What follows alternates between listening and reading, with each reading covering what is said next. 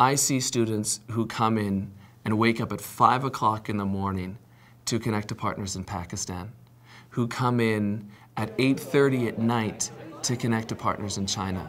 On December 16th, we hosted a video conference called Live from Copenhagen. And basically we brought together 14 countries from around the world to talk about climate change and to talk about what was going on in Copenhagen and how it affected kids in their lives.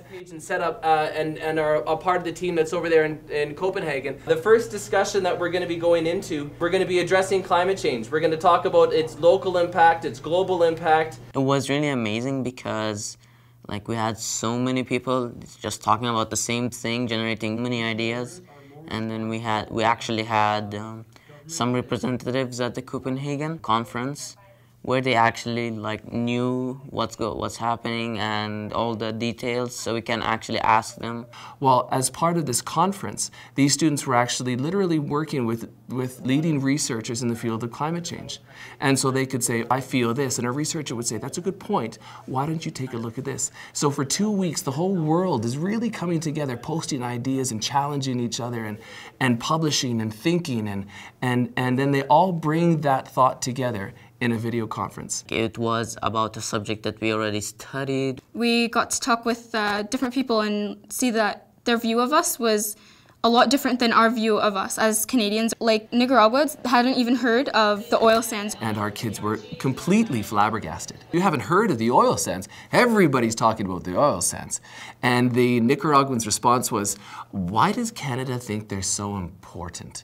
I really liked talking to Nicaragua school. It was such an amazing experience to get their point of view on things and to give our point of view and to talk about the things that we maybe had different opinions on or the things that we had the same opinions on, and just bringing it all out, talking about it all. It was such an amazing experience. I loved it. To fix this global warming, we need passionate people. We need people who actually care about it. I think with this generation of kids, what they're looking for is something real. They're demanding something real in their classrooms. And this is real. They're a part of the United Nations conference. They're talking to delegates who were there at the conference. They're talking to members of our government. They're writing, they're linking towards each other, and they're coming together. This issue is not something that's just in a textbook. It's going on around you. It's something real. And when we can bring that involvement and that engagement into learning, then I think we're doing something spectacular. Because now I understand that there's real people behind all these news stories, because I talk to other people who are also real, who are portrayed in the media as, I don't know, you don't really see them as people. And so it gives me a better understanding of the people behind the stories.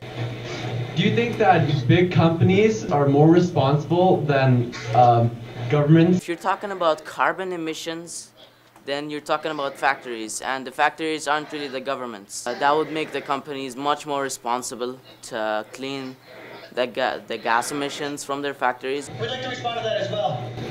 I also agree that the government is just as responsible. A lot of these issues, kids come to the table with a black and white perspective. It's good or it's bad. All I need is enough information. If I have enough information, I can put it into the black camp or into the white camp. That's not how these things work. And a lot of the role of education is introducing kids to the gray. Welcome, Netherlands. It's great to have you here. Our kids are learning to work with people in another country, in another time zone, in another culture, but also struggling through the language. I didn't understand what he said. Well, you know what? If you work in today's global economy, you're going to have to find a way to understand people. You're going to have to develop those interpersonal skills. These are skills that our kids need to function in a 21st century world.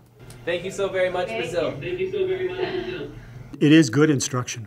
All you need to do is be involved in one of the experiences that we've hosted here at the school to see the enthusiasm that the kids have for being involved in the connection, to hear what the teachers have to say afterwards, to see some of the outcomes, the results out of the work that students are doing, the extensions within the classroom environment, the discussions that go on. It just is a very enriching experience. If everyone had video conferencing and it was part of the curriculum, Even if you don't like it, at some part you're going to hear something that draws you in. We got to view an open heart surgery. It was so amazing to see it live, like happening in front of you, and they're explaining what's happening, and to see the beating heart. I don't like bio that much, but the open heart surgery really made me think about how it all works together. It made it more interesting to me, more engaging. I wouldn't mind to have like video conferences every day.